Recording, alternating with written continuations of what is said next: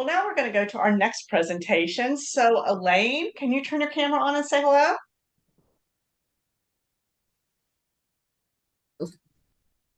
Hello. Hi, how are you today? Good. So, so while you're pulling up your slides, can you give us a self-introduction? Absolutely. My name is Elaine McLauren, and I am a Director of Sales Support at Anthem Blue Cross Blue Shield, also known as Elevance Health. I have been working at Elevance Health for about 24 and a half years, and I am all for just sharing amongst the business community and collaborations, and I am happy to be here today. Well, we're excited to have you, and you have your slides pulled up, so take it away. The floor is yours. All right. Well, I really am excited about just listening to the panel and all the excellent information, and some of the information that was given actually goes hand in hand with what I'm going to be talking about today, which is resiliency, but specific to when unexpected life happens. So it's always a privilege to share my journey and experiences in hopes that it'll help someone the way that I've been helped just hearing other people's journey and stories. So some of you may be wondering what is in front of you right now. And this is a me card, and it's something that we do within my organization. But before I start that, besides being Elaine McLauren, I'm also a wife to an awesome husband of 11 years, a mom and bonus mom to 4 amazing adults, a mother to 1 amazing teenager, amazing most days. An extremely proud Mimi to 3 of the best and highly energetic grandsons, and 2 of whom are twins. An extra proud daughter to the best parents a person can ever have. And like I said earlier, an employee of Anthem Blue Cross Blue Shield, also known as Elevance Health. And I'm currently in the small group sales department. So with this me card that's in front of you at Elevance Health, we use this to get to know each other a little bit better. So for the purposes of time, I'm not going to go through the entire card, but I'll pick one thing that I'm going to share, and that is the proudest moment. So my oldest son, Rod, he has ADHD, and it created significant focus issues and impulse control challenges when he was younger. So he failed his first year of 6th grade due to these struggles. So despite the challenges, with a lot of help and support, it takes a village, he was able to turn that around. And at the start of his freshman year, we set a goal for him to complete high school in 3 years so that he could still graduate on time, which we did accomplish on June 6, 2019. A lot of the teachers was surprised that knew him from his first year of middle school. I wasn't surprised at all, because resiliency runs in his DNA. And so now that you know a little bit about me, I'm going to take you on a short journey of when unexpected life happens, and my journey of resiliency. So going into 2022, it was such an exciting year for me. There was a lot to look forward to. The world was continuing to open up more and more. As an extrovert, I was so happy about that. Things in my life were just lining up in just such an exciting way. And I was finally seeing the fruits of a lot of hard labor. And it always feels good when we start to see the results of our hard work. So the highlights of the start of my 2022, my mom turned 65 in January. In February, my best friend of about 30 years and I resumed our monthly BFF dates, our first in over a year. Also in February, my parents and I went to Florida for a conference, our first in about 2 years.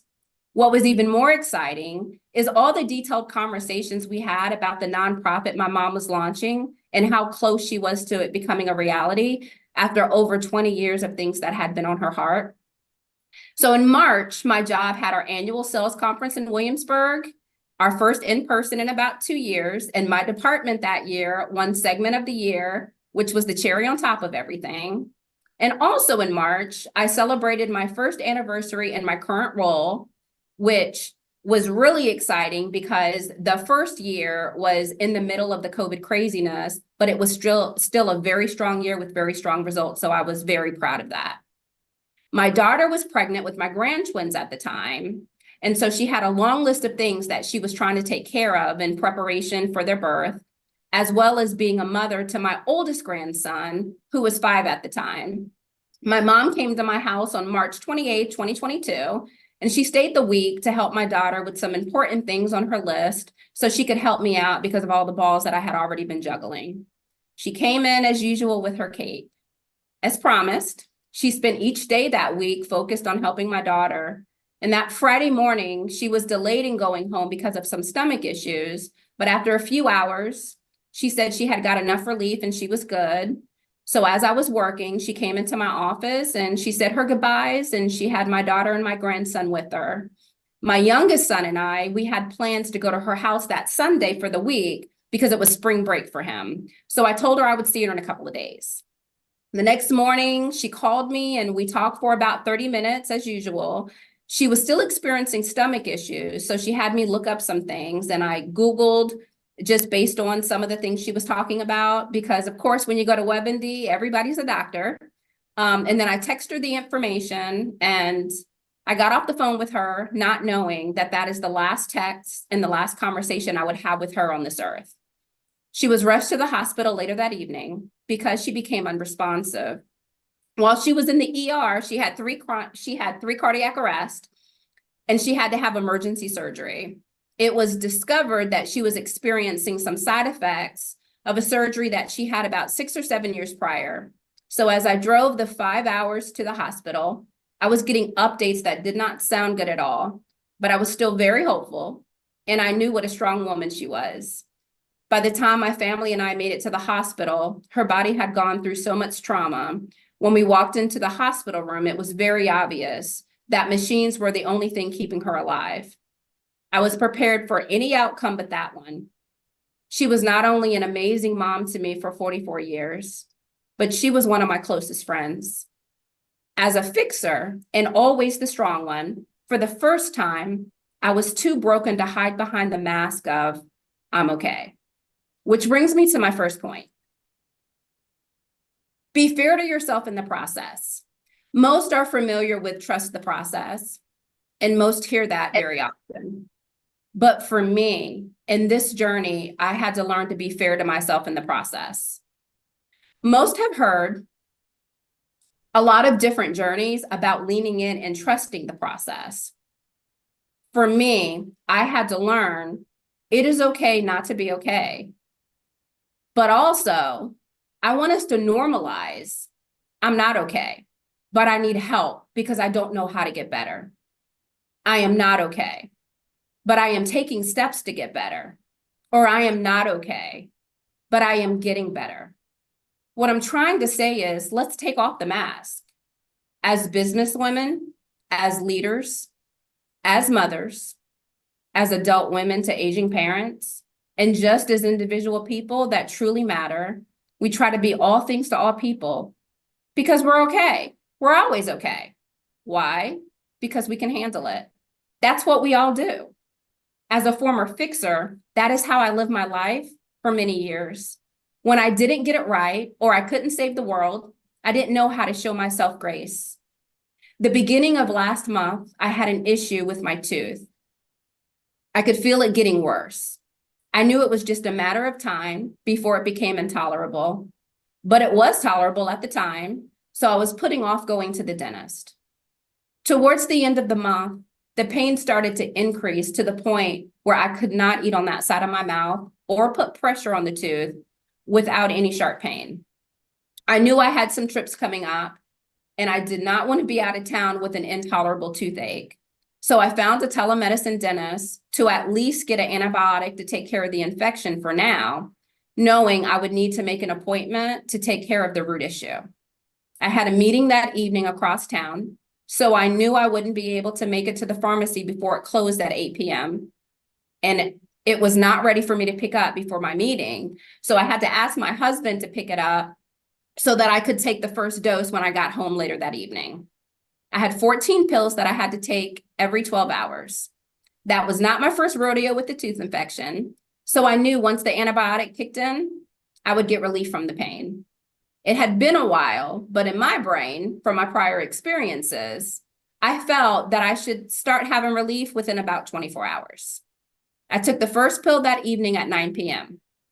The tooth was sore through the night and very painful when it was touched in any way. I took the second pill at 9 a.m. the next morning. Same issues with no relief. I took the third pill at 9 p.m. that evening, and the tooth throbbed through the night and was sore in the morning. At this point, I was frustrated because in my mind, the pain should be decreasing at this time, but it felt like it was getting worse. I took the fourth pill at 9 a.m. the next morning. I ate lunch around noon or 1, struggled to eat because it was very painful when the tooth was touched even lightly. As the day went on, the soreness decreased and the tooth was no longer throbbing. As the tooth was still tender, although the tooth was still tender, by dinner time, I was able to eat my food without feeling tortured whenever the tooth was accidentally touched. So I want to stop for a second, and I want us to take this whole process I went through with my tooth in steps. I had to acknowledge there was a problem with my tooth that I needed help resolving. Step 1, take off the mask and acknowledge there is a problem that you can't fix and need help resolving. I had to reach out to the dentist. Step 2, take the action of reaching out for help. I had to pick up the antibiotic from the pharmacy that the dentist prescribed, but could not pick it up that day. So I had to call my husband and ask him to pick it up for me. Step 3, accept the help and ask for additional help if necessary. I had to take 2 pills every 12 hours until all of them were gone. Step 4, do the work that it takes to apply the help. I had to continue taking the pills, even when it felt like it was not working. Step 5, don't give up on the process, and most of all, don't give up on yourself. Allow the time needed for the process. I'm sure you have figured out by now, the unexpected loss of my mom had a tsunami-level impact on my entire life and family. It will take way too much time than I have left to go into too many details about what life looked like at this stage. But I would say it was very dark and a pain my family nor I have ever experienced prior. Although it was very dark and a very dark and traumatizing time, life could not and did not stop. While the outside world knew there was an unexpected death, and all that knew me, even just a little bit, knew how close I was to my mom, what was going on behind the curtain was so much more. So just to name a few, a scramble to figure out the tangled web of business affairs, moving my dad from South Carolina back to Virginia in a very short period with many moving parts, literally and figuratively, planning my mom's celebration of life service, writing the eulogy that I read at the service, inconsolable waves of pain and anger, fighting the subconscious guilt of the what ifs, navigating secondary loss, the loss of who I was before, the loss of what I thought my life was going to be like at this stage, the loss of the normal I knew prior, the loss of my family dynamics, and I can go on and on. My loss was my mom, but just keep in mind, there are many losses you may be struggling with that is not a physical death. It could also include divorce, job loss, friendship loss, any type of transition, and on and on. The definition of resilience is the capacity to recover quickly from difficulties or change, adapting in the face of adversity, trauma, tragedy, or threats, ability to bounce back with strength. That does not mean something happens and you're over it in 0.2 seconds. There is a process, and that process does not look the same person to person or situation to situation.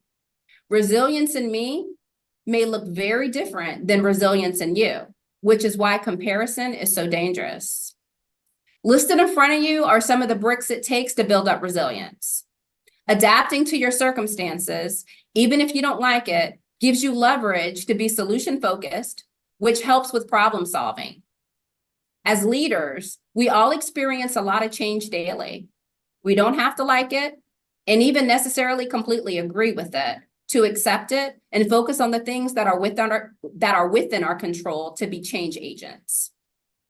Having a positive perspective in the midst of challenge helps you identify what you can do, which is in your sphere of influence.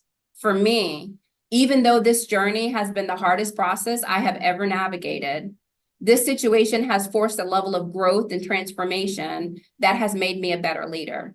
It has helped me learn to better appreciate the sunrise in the midst of the darkness. It has also helped me learn how to be able to rely on people, to be able to delegate better, to be able to trust people. Being self-aware helps you be intentional about how you respond to people, especially in high-stress situations. It is key to helping with being responsive and not reactive. I have learned a different level of emotional intelligence and really owning my stuff without using circumstances as an excuse. Being able to laugh and find joy in the midst of heavy challenge is a form of self-care. Laughter actually stimulates many organs and enhances mental and physical health. I have truly learned the difference between happiness and joy. And when you understand joy, you can still laugh and find humor no matter how dark it is. And having a good support system, that's the foundation of all of this for me. Your village may be smaller or it may be bigger. The size doesn't matter, it's the quality. I'm learning I don't always have to be the strong one, which for a former fixer, that's huge. So some examples of how this looks for me. Positivity, which is really mindset and perspective, really. My mom had numerous conversations with me about this, and the few years prior to her passing, I would say right before COVID happened, we started getting into a lot of very deep conversations just about perspective and mindset, where you can have the exact same situation, exact same circumstance, but based on your perspective and your mindset, it impacts you very differently. Same circumstance, but just different impact. So I've been practicing this for quite a few years, but now I understand why it's so important. My grieving journey has given me the ability to hope despite navigating heavy tragic pain. So the picture that I have is from April 23rd, 2023. I spoke at my church at the youth group service, and I went into details about my first year of my grieving journey, and that was the first time that I had spoke about it publicly. So in order to really prepare for the message, I had to go through my journals from the past year, some of the texts, and other things to remind me, because I'm at a different place now, and then I was at a very different place than I was when I first started this journey. And so because of so much happening, there were chunks of things that I don't remember without reminders. But it was quite interesting as I was going through everything. Although I'm still navigating a lot of pain of the physical loss, what's greater and what really stuck out to me is the growth I've experienced, the wisdom I have gained, the gratitude for the many years I had with my mom, and the understanding that the pain that I was going through in my process, it represents the massive impact and force she was in my life, which I've also been able to actually apply on my job, especially from a gratitude perspective, when there's a lot of stress going on and a lot of heaviness because of a lot of different changes, and especially when you're dealing with the busy seasons of the jobs, just really looking for gratitude in all of it. A sense of humor, which my dad had set an amazing example of. He is a fully retired disabled vet, so at this stage in his life, he has a lot of time on his hands. And so I've included some texts where he's always questioning if I have a real job or I'm just saying I'm working to avoid his calls.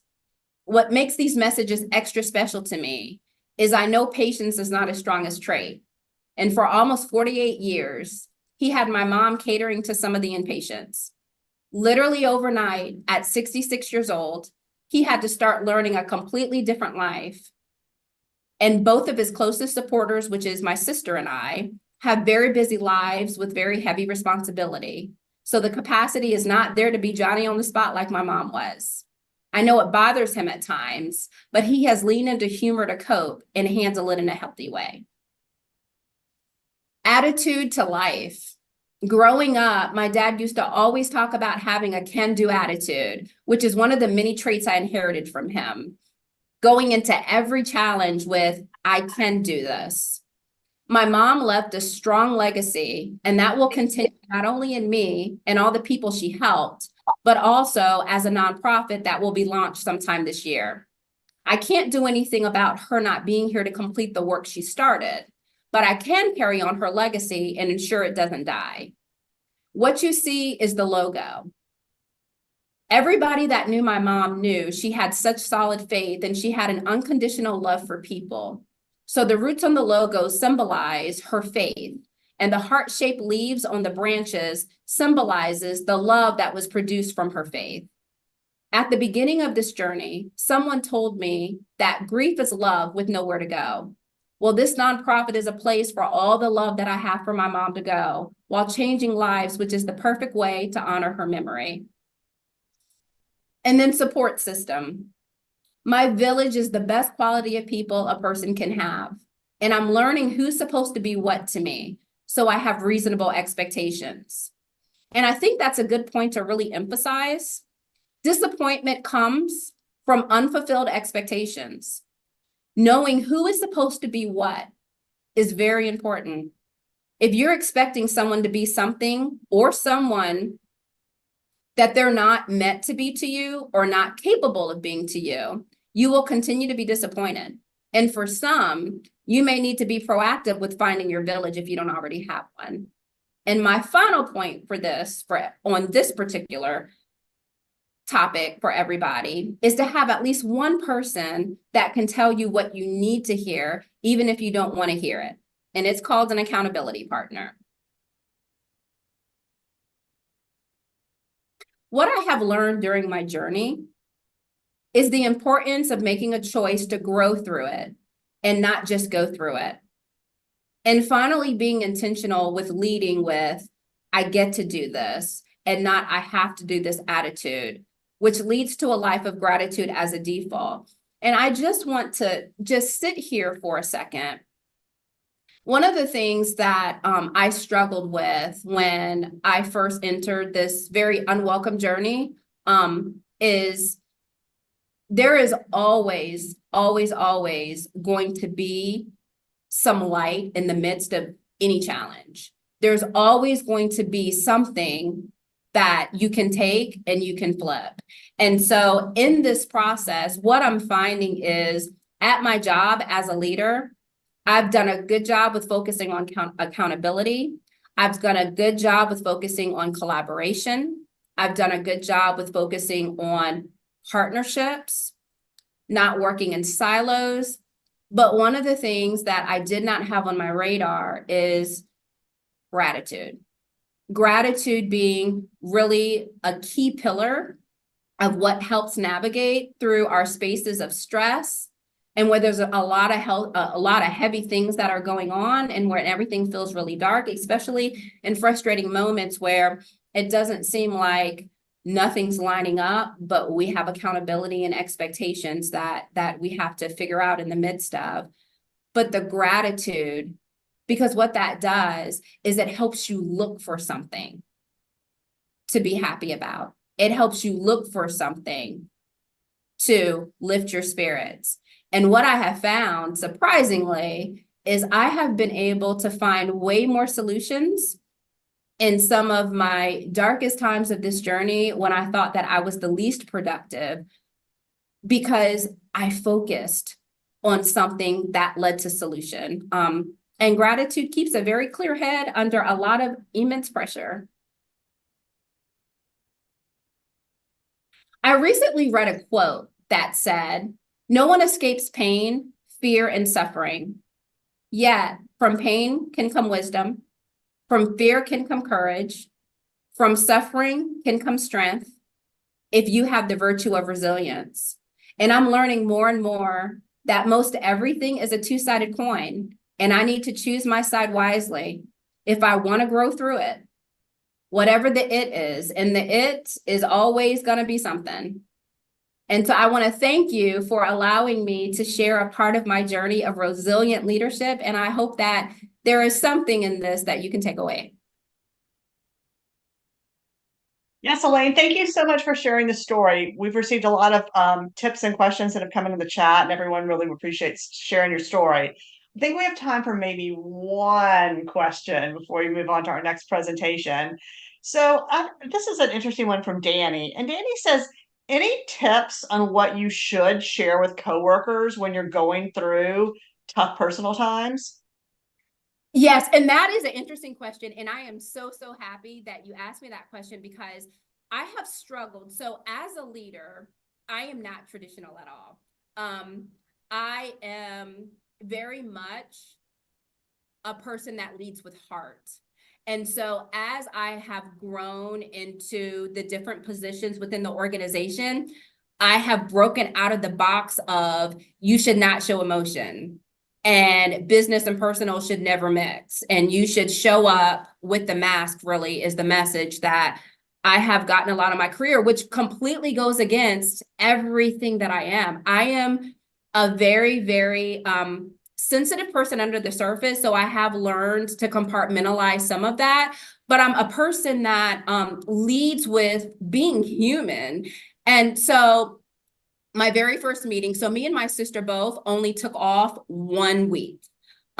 We stayed the whole week and started coming up with our game plan of what we needed to do to start transitioning my dad. But because of our roles that we had in our jobs, my perspective, which wasn't the healthiest, but my perspective was, as a fixer, I could not do anything about my mom's situation to save her, to change any of it.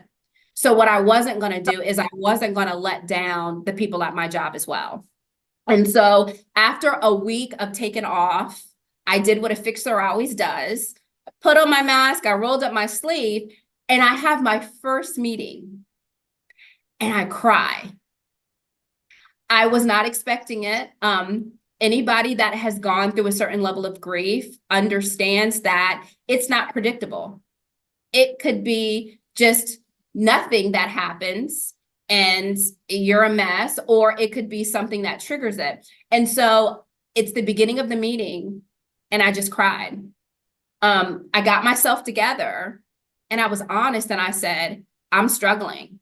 I don't know why I cried in that moment. I said, but I'm having a hard time with navigating everything with my mom's loss on top of all the stuff that we have to do. So I am just struggling right now with the balance of it.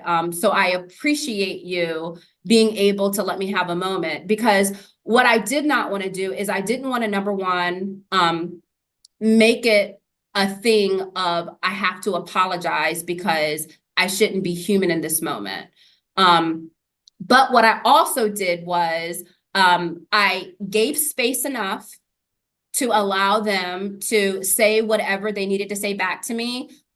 Fortunately, it was two people that I have worked with for a lot of years. So they were comfortable enough to, apologize for my loss and asked me a couple of questions, and then we moved on with business. I have other parts of my team where I have not worked with that part of the team as long. So the relationships are a little bit different. And so in some of those meetings, I've shared enough for them to know that all is not completely well, but I have a great support system and I am doing everything I can. So I'm just asking that you be patient if I have a moment. I'm doing the best I could under my circumstances, but I did not go into as much in the conversation on personal because that's not the relationships. And quite frankly, those group of people, they're more business focused and they could care less about going into all the other stuff, even though they're really good people and they did really care. But having those details like that wasn't the right audience. So I'm saying that to say, it's not a one size fits all answer. It is based on relationships. It is based on time and place. It is based on environment. And so what I've done is I've allowed myself to be human. And if it's an environment where it's not time and place, then I had a human moment. I don't apologize for being human, but I think whoever I'm dealing with in the moment for their patients, and I quickly pivot to focus and get back to business. And then in those moments where it is more of a safer space to allow a more open door to be transparent, I say go for it as a leader, because I feel like it's made us a better team for them to see their leader saying, I'm not okay, but I'm still showing up. That is the one takeaway that I have had from this whole journey is, in the moment of my life where I felt the weakest, I showed up the strongest by being human and not apologizing for being human. It's a balancing act. It's not a perfect act. There are some days that I had more capacity than others, but showing up as human and allowing your team to see that, I think has made a huge impact, because what that does is it gives them permission to show up as human. It gives them permission to have that day or that moment without beating themselves up, without being stuck in this spiral because they feel like they should be chastised for just being human. Life happens for everybody. Well, Elaine, thank you so much for being vulnerable and for sharing your presentation today. We really appreciate your time. Thank you.